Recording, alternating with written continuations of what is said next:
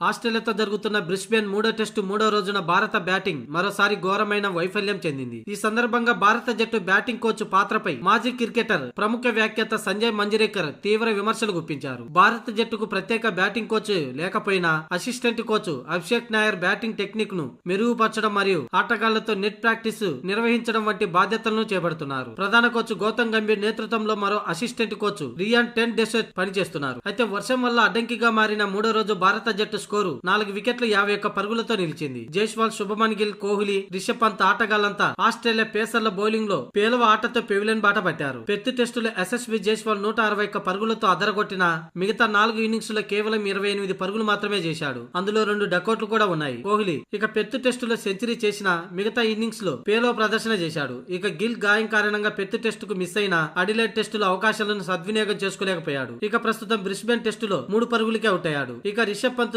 దూకుడైన batting తరహా ఉన్నప్పటికీ పంత్ ఇప్పటి వరకు 5 ఇన్నింగ్స్ లో కేవలం 97 పరుగులు మాత్రమే చేశాడు. అయితే కేఎల్ రాహుల్ మాత్రమే ఈ సిరీస్ లో భారత బ్యాటింగ్ లో నిలకడగా ఆడిన ఆటగాడు. మొదటి 2 టెస్టులో 147 పరుగులు చేశాడు. బ్రిస్బేన్ టెస్టులో కూడా మంచి ప్రారంభాన్ని ఇచ్చాడు. ఇక రోహిత్ శర్మ సైతం అడిలైడ్ లో విఫలమయ్యాడు. ఇదే విషయంపై భారత బ్యాటింగ్ ఫెయిల్యూర్ పై సంజయ్ మంజ్రేకర్ ఎక్స్ వేదికగా స్పందిస్తూ టీం మేనేజ్మెంట్ పై సీరియస్ అయ్యాడు. జట్టులో బ్యాటింగ్ కోచ్ పాత్రను సీరియస్ గా పరిగణించాల్సిన సమయం వచ్చిందని, కొందరు బ్యాట్స్మెన్లలో ప్రధాన టెక్నికల్ సమస్యలు ఇంతకాలం ఎందుకు పరిష్కారం కాలేదని వాటిపై దృష్టి పెట్టాల్సిన అవసరం ఎంతైనా ఉంది. భారత బ్యాటింగ్ యూనిట్ టెక్నికల్ లోపాలతో కష్టాలు పడుతుంది. వీటిని సరిదిద్దేలా సరైన మార్గదర్శకం లేకపోవటం బోర్డర్ గవాస్కర్ సిరీస్ అంతకు ముందు స్వదేశంలో న్యూజిలాండ్ తో విఫలమవడానికి కారణం అంటూ దీంతో బ్యాటింగ్ కోచ్ మరియు సహాయ సిబ్బంది పనితీరుపై సంజయ్ మంజ్రేకర్ విమర్శనాస్త్రాలను సంధించాడు.